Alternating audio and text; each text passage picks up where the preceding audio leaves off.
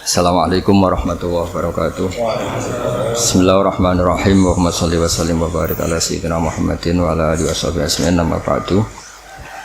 Matur nuwun sanget rawuhipun Ki Haji Azaim, Gus Azaim dan Sodik sedanten kang kula hormati wonten Gus Muhas ya Rahman Hafiz dan kula hormati. Saya nanti memohon sangat Gus Azaim dah khamsata asyara daqiqah cerita kenangannya dengan Sayyid Muhammad dan Sayyid Ahmad. Saya berkali-kali ngatamkan kitabnya Sayyid Muhammad dan faham. Kata faham di sini itu madah teng Sayyid Muhammad, betapa beliau ngarang dengan bahasa yang mudah.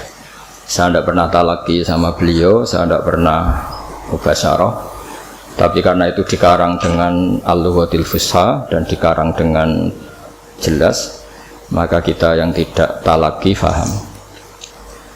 Nomor kali kalau cerita madah teng keramatipun Mbah Mun, kula suwun niki hadiah kitab saking kula, dilihat halaman tentang keinginan Mbah Mun ini dikarang 8 tahun sebelum beliau wafat. Terus itu sakit dilihat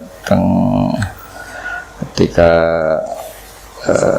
nanti cerita-cerita senengnya Mbah Mun tentang Sayyid Muhammad halaman 17. Mohon kepanggih 17.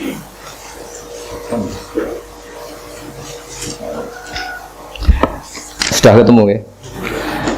Ini perlu dicatat bahwa Mbah Mun ketemu terakhir Sayyid Muhammad niku 1422 sama 23. Kalau wasif Bismillahirrahmanirrahim. Beliau cerita, pokoknya ini 8 tahun sebelum Mbah Mun wafat. Beliau saat itu sudah menulis hadihi atau siyat allati karat mafkhoratan azimah li.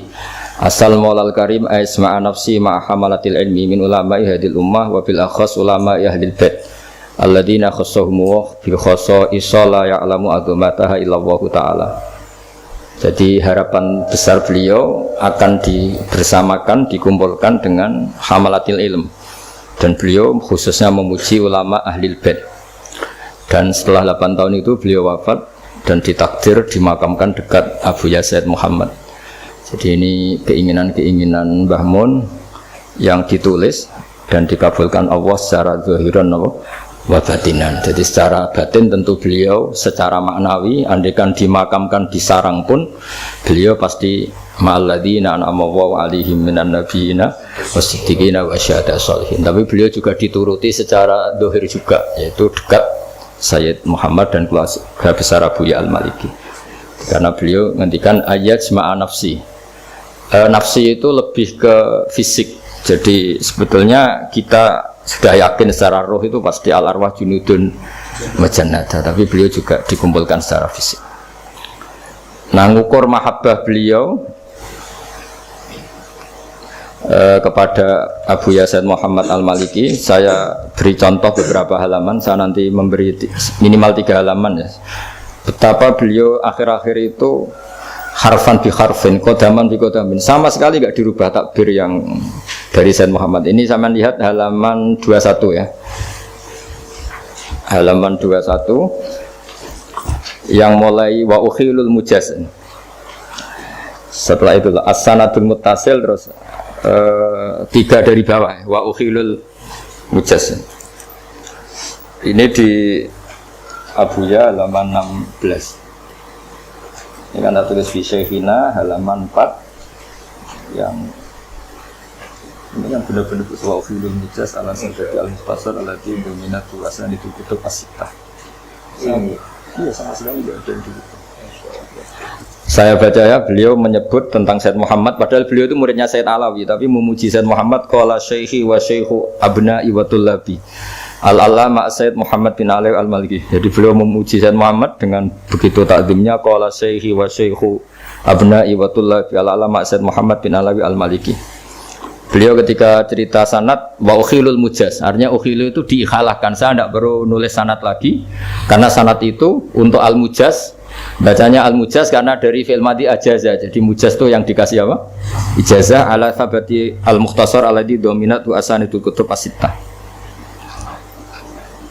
Nah ini terus bisa dilihat lagi jenengan di halaman berapa itu? 22.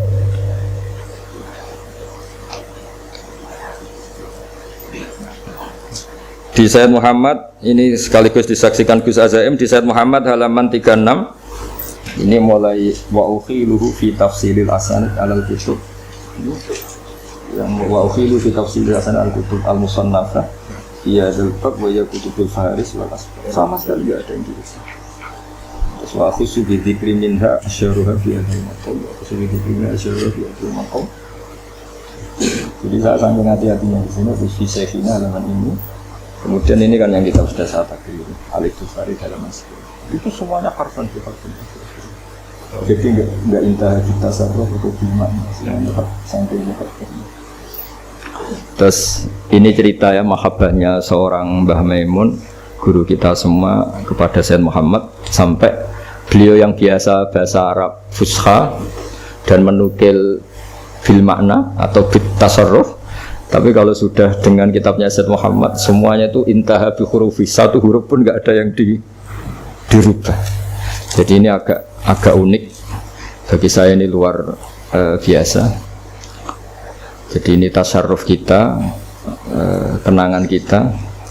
Terus yang terakhir saya kemarin belajar ad-da'watut tamah karena beliau ngendikan di Al-Iqdul Farid wa nakhtimu hadil wasiyah sampai seterusnya wa in arada ma'rifatat tariq al-khassa wal adab al-masyru'ah falzam mutala'ah ad-da'watat tamah wa la yaktasiru ala sartiha biqasdi tabarruk kama yaqulun. Jadi di antara pesannya Sayyid Muhammad enggak boleh ngaji khataman kilatan kalau di sini. Wa la yaktasiru ala sartiha biqasdi tabarruk kama yaqulun. Walakin yaj'alu ammahu fahman wa tafhiman fatil kabarokatuha al-haqiqiyah idza taronat bil amal. Jadi beliau berpendapat nek niat ngaji wis nganti faham dan memahamkan orang lain. Tidak cukup iktisar ala sardiha bi qasdi tabarruk kama yaqulun. Jadi beliau termasuk kritik yang khataman tapi tidak faham. Karena itu dikritik, alhamdulillah kita yang tidak khataman yang tidak faham. Jadi ya. Tapi ini cerita betapa. Dan saya ini tahadus bin nikmah. Semua kitabnya Abuya dan paling tidak kebanyakan. Saya cara sinau itu tak takriri karena memang saya butuh istilahnya kalau dalam kitab misdaku dzalik. Misalnya Ahwal Mbah Mun yang sering datang ke Umarok misalnya.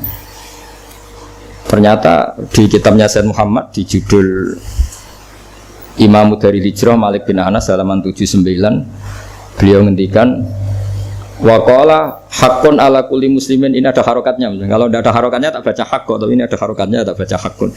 Haqqun ala kulli muslimin aw rajulin ja'alallahu fi sadri shay'an minal ilmi wal fiqhi ayadkhula ila di sultanin ya'muruhu bil khairi wa yanhahu 'anil syarri wa ya'idhuhu fa idza tasafal alim bidzalika fa wa al fadlu alladzi la ba'dahu fadlun. Fakana yu'tabaru hadza fadlan 'aziman ulama lidha yajibu alim ayazurul umara min ajli ayakunu fi safil ulama.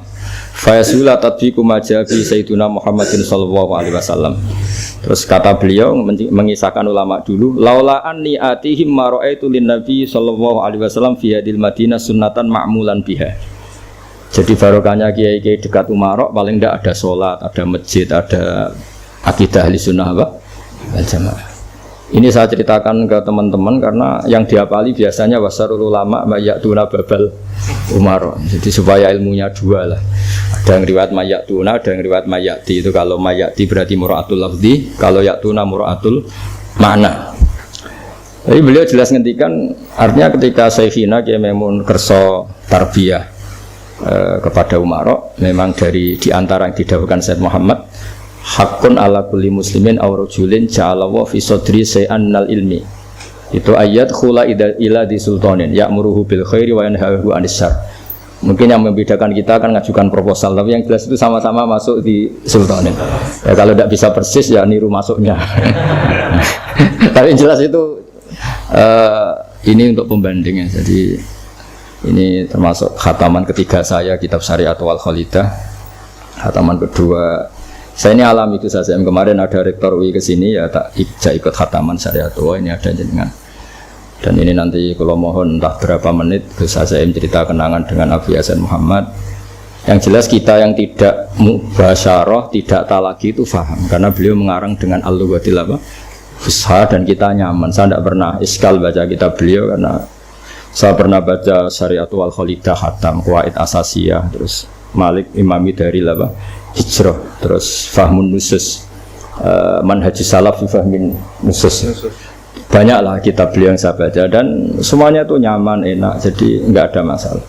Dan ini bukan madhah saya tapi madhah betapa beliau punya keahlian manhaj yang bisa tafhim, punya kemampuan ibanah seperti abahnya punya kitab Ibanatul Ahkam.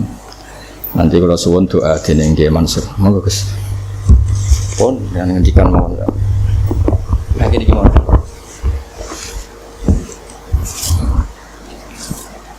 Assalamualaikum warahmatullahi wabarakatuh. Hamidan lillah wa musallian ala rasulillah sallallahu alaihi wasallam wa ba'du. Ramai Bahauddin Nursalim hafizahullah ta'ala, para asatidz, para sepuh, para santri hafizahumullah jami'an.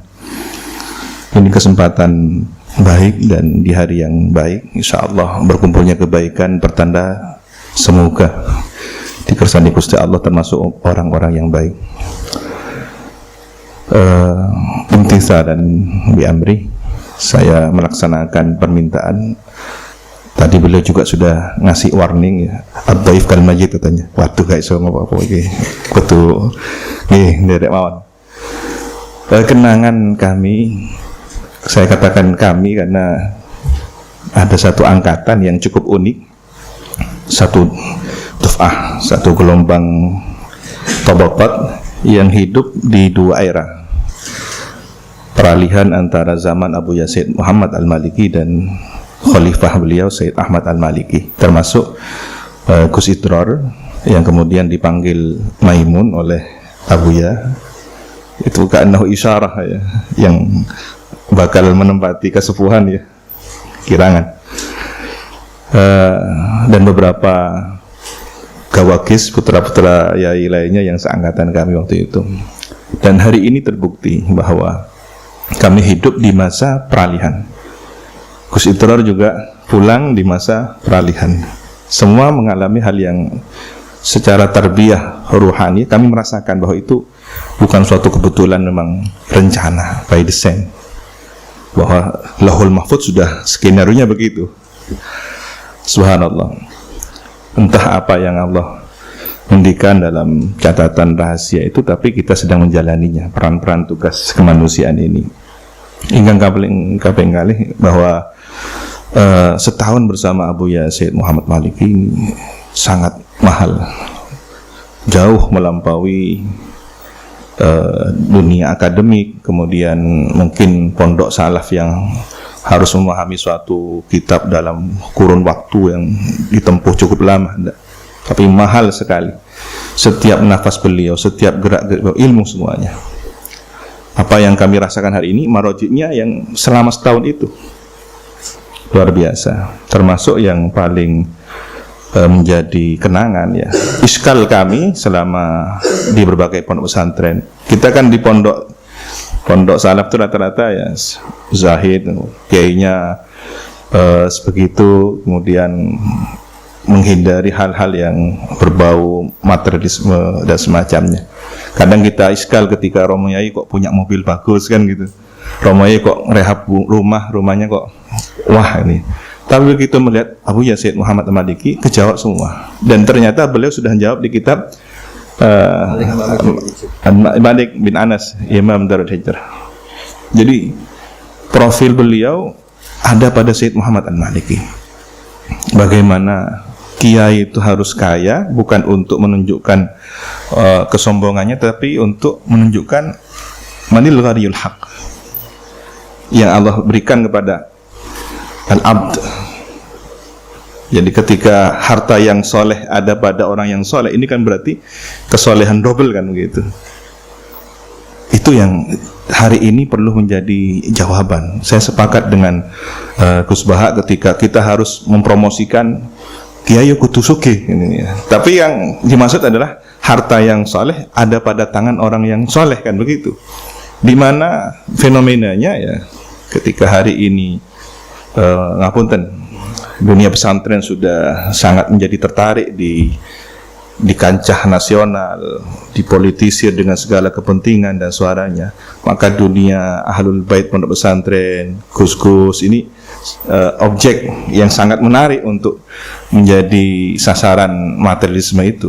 Tetapi ketika kita sudah sugih mana, sudah kaya hati, ghinan nafsi, ini yang luar biasa. Maka kekayaan fisik ini hanyalah menjadi sarana untuk penguatan dakwah. Ini yang kedua. Jadi semua kejawab.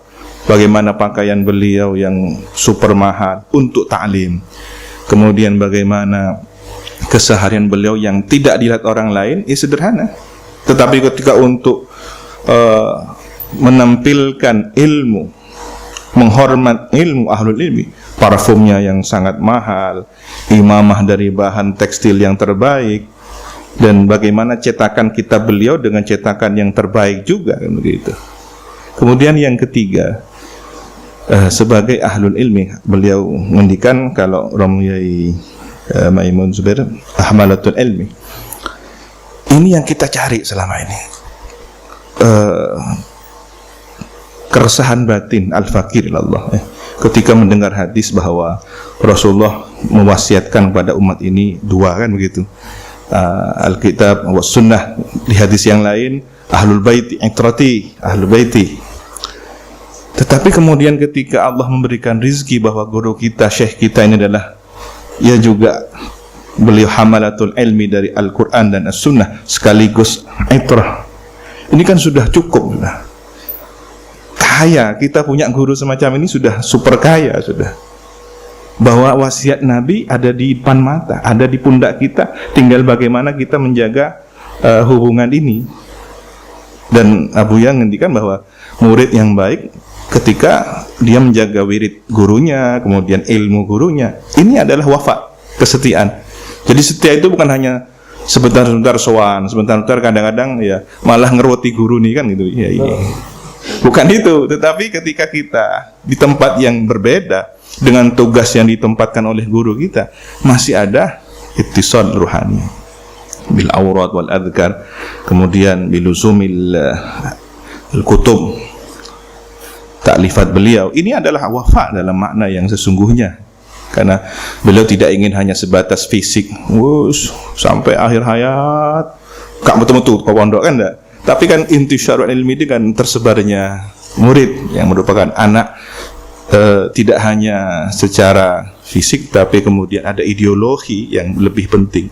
Ketika ini adalah intisabnya bil ilm, ini yang akan melahirkan generasi yang diharapkan masuk dalam khairul ummah yang dibanggakan oleh baginda Nabi Muhammad SAW. Saya kemudian mengamini dawuhnya Mbah Mun bahwa ada tiyakunu ahlul minadiril wujud, ini kita rasakan betul luar biasa, kumpul dalam satu. Nah, kemudian ujian yang perlu dihadapi itu adalah ketika intiqal syekh minasyekh, dan itu kita rasakan bagaimana karisma, haibah, syuhra yang ada pada Sayyidil Wahid Abu Yasir Muhammad. Lalu kita harus belajar dari nol pada khalifah beliau Sayyid Ahmad Al-Maliki, si Noto tidak mau daras sampai sekian lama, sampai ada isyarah baru kemudian daras. Kemudian dari tahapan yang paling awal, setiap mau taklim syarat, sekarang tanpa seratan langsung waridat mu'alir. Kita diajari 6 tahun bagaimana beliau di 6 tahun pertama itu luar biasa. Dan kuncinya satu, istaqim kama umirt. Ini sudah pokoknya mustaqim dah. Orang mau bahas apa, mau komentar bagaimana, jalan saya di sini, tugas saya di sini, wis kenceng. Jadi kalau ada istilah anjing menggonggong kafilah berlalu, is bener ya guys. Jano jangan wis menggonggong kan. Kita harus jadi kafilah yang menjadi musafir yang sampai ke tujuan. Kalau tidak, kita akan tolah-toleh dan tidak pernah sampai kepada tujuan. Nah, hari ini gonggongan itu tidak hanya suara, tapi tweet, komen, tulisan status, diunggah dan semacamnya. Nah, ini yang mungkin kita pahami dalam medan pertempuran yang berbeda. Jadi jihad hari ini justru adalah ketika hujjah bil hujjah, kemudian alkitab bil kitab, tidak hanya akal dan apa yang keluar dari akal itu sendiri, karena akal ini khidmah untuk alkitab. Nah, ini yang kita hadapi hari ini. Kemudian dari Abu Yazid Ahmad Al-Maliki ini kami diajarkan bagaimana setia dengan apa yang telah digariskan oleh atau diwasiatkan oleh guru, karena setiap murid itu sudah terbaca di sini. Ini yang Al-Fakir Allah fahami ketika Kanjeng Nabi itu disebut oleh diri beliau sendiri, ana al-labinah, kan begitu, saya labinah. Napa istilah itu? Terus itu yang beri foto ya. Dan dalam kenyataannya ketika rehab Ka'bah yang kemudian jadi rujukan referensinya Qabail itu, Ru'asaul Qabail yang nyaris berpecah belah, nyaris sudah tawuran, tapi yang kemudian menjadi solusi siapa? Tanpa rekayasa, orang yang pertama kali masuk Masjidil Haram adalah Kanjeng Nabi, langsung hadzal amin, raditu. Karena begitu semua pada teriak, saya rela kalau ini yang jadi penentu. Dan cerdasnya Kanjeng Nabi luar biasa. Selendang diambil dari mereka atau dari Nabi, kemudian ditebarkan, masing-masing Ru'asaul Qabail memegang, ikut andil, merasakan ikut andil semua. Lalu Hajar Aswad itu diletakkan di tengah-tengah. Begitu sudah akan digeser untuk diletakkan ke tempat asalnya, siapa penentunya? Kan tidak mungkin hanya satu orang, tangan yang mulia. Beliau adalah Hajar Aswad yang secara maknawi. Jadi Hajar Aswad yang sesungguhnya adalah simbol Nabi yang dulu adalah yakut abyad bal abyad minal laban, kan gitu. Tetapi karena dosanya manusia kemudian terserap menjadi hitam. Ka'anhu isyarah bahwa syafa'atul udma nanti adalah Kanjeng Nabi yang akan menyerap ahlul kabair min hadhil ummah. Ini isyarah yang luar biasa. Maka ketika al ulama warathatul anbiya harus punya karakter al-labinah ini. Batu bata. Jadi kita jadi bata. Kalau enggak jadi batanya, sekian atom dari satuan massa molekul yang ada di bata itu. Istilahnya kolektif lah. Kalau kita enggak bisa jadi satu bata itu, ya monggo urun rembuk, ya istilahnya sama-sama memikul beban yang sama. Bagaimana amanah ini bisa dilaksanakan bersama-sama. Ini yang hari ini kita sangat miskin, sangat kering.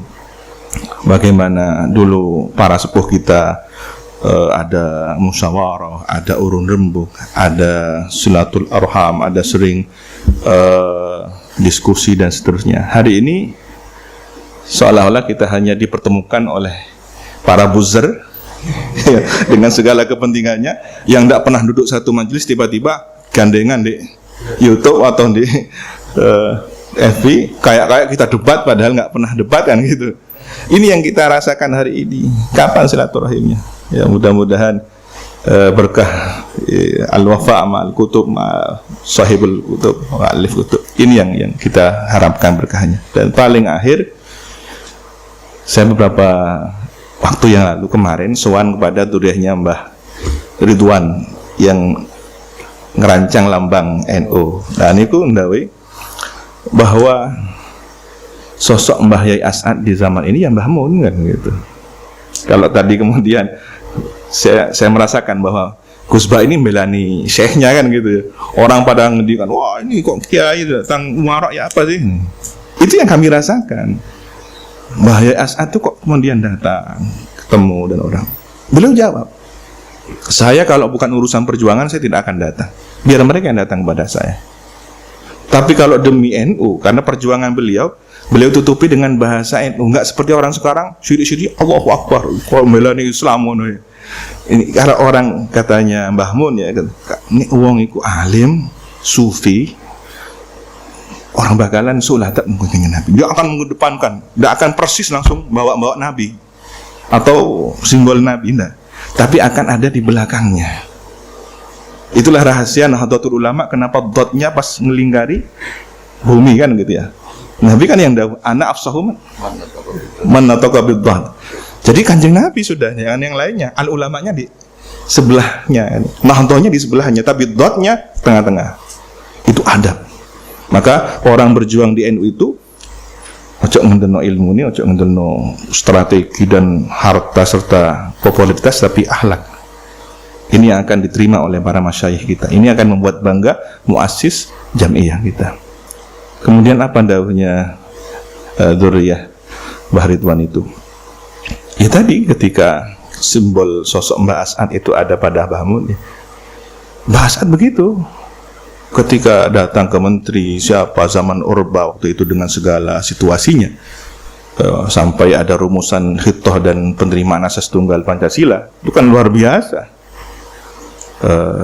Ternyata jawaban beliau, dong kalau masuk ke rumahnya Umarok jangan pakai kaki kanan katanya, pakai kaki kiri.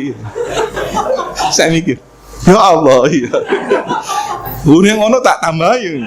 Allahumma inna a'udzubika minal khubuthi wal khaba'ith. Sing paham ya, jangan paham. Sing nggak paham ya. Nah ini kan kecerdasan di atas rata-rata. Iya kan. Jadi selamat, zahirnya selamat, batinnya selamat. Nah, ditutupi dot itu tadi. Moga-moga kita termasuk orang-orang yang selamat. Ngapunten niki saged kula sampeyan. Itulah kenangan. Ternyata semua terjawab seiring waktu. Apa yang kita iskal, jangan sampai su'ul adab kepada guru kita, orang-orang yang saleh, orang-orang yang ahlul ilmi, hamalatul ilmi. Jangan-jangan hanya persoalan waktu. Turung ya kan gitu. Jawabannya nanti. Dan itu terjadi yang kami rasakan. Yang kami rasakan begitu. Paling akhir ketika ada seorang non muslim menyerahkan hasil uang judi ke Mbah As'ad, ya ini terima kasih ya gitu. Ternyata kemarin dia itu waktu minta nomeran, waktu itu kan ada istilahnya SDSB atau apa? Togel nggak lagi istilah lagi, SDSB forecast. Ya, nah Mbah As'ad marah. Wah, minta nomoran sama kiai. Oh, marah sudah. Ternyata marahnya Mbah As'ad itu ada hitung-hitungannya. Tadi nomoran. Iya. Jadi hati-hati kalau Gus Bah itu ceramah, yang nempo itu macam-macam kan gitu ya. Kalau sing nempo nggih santri, alhamdulillah aman. Tapi kalau tukang togel ini, apa ini? Dihitung.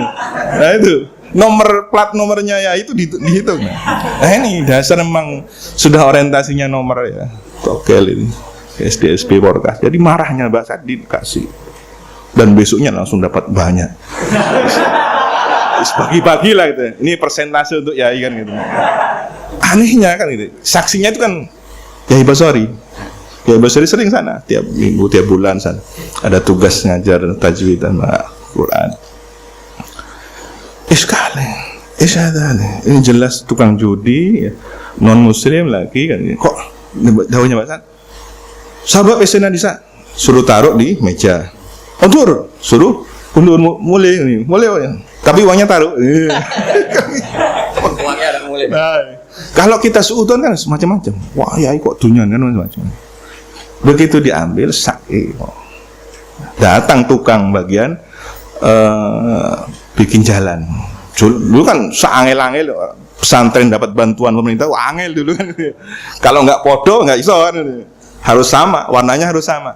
Nah kan begitu. Nah, bikin sendiri jalan. Dari mana biayanya Mbak As'ad ini bikin jalan? Sarep biaya dari ini ternyata. Bingung yang Yai Basori. Gimana nih? Mau tanya langsung nggak berani. Karena Mbak As'ad ini sudah mau kifnya adalah referensi kan gitu. Akhirnya nyari-nyari sendiri, buka. Kok ternyata di Ihya kitab ilmu ada. Jadi makhraj untuk solusi keluar dari barang syubhat atau haram, yaitu maslahatul amal. Jadi ketika tukang datang, dong ini untuk jalan ya. Tapi kalau untuk rokok, untuk kopi dari sebelah kanan kan gitu. Kopi, nasi ya. Tapi yang untuk jadi asmal, jadi umum, jadi apa itu dari kiri. Subhanallah. Ini kecerdasan yang jarang dimiliki oleh orang-orang yang hidup di zaman ini, orang-orang wara yang kemudian dibimbing oleh Allah Subhanahu wa taala. Ya, mudah-mudahan kita ada di jalur beliau, bersama beliau, sehingga apa yang kita doakan tiap hari, ihdinas siratal mustaqim, siratal ladzina an'amta 'alaihim. Ya ini para nabi kita enggak nututi, syuhada was tinggi syuhada ya.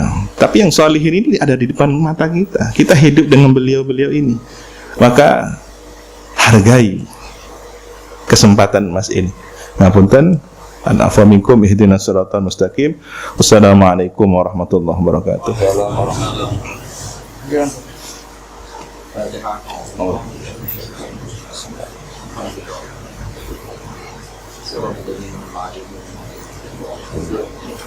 Bismillahirrahmanirrahim. Alhamdulillahirabbil alamin. Wassalatu wassalamu ala asyrofil mursalin sayyidina maulana Muhammadin walhamdulillahi alamin. Allahumma ij'alna wa dhurriyatana wa talamidana min ahli al-'ilmi wal khair wa la taj'alna wa iyyahum min ahli syarri wa jahli wad dhair. Allahumma ij'al imatana ta'imah wa tawlatana qa'imah wa ulatana ulama wa la tusallit 'alaina adh-dhalimah.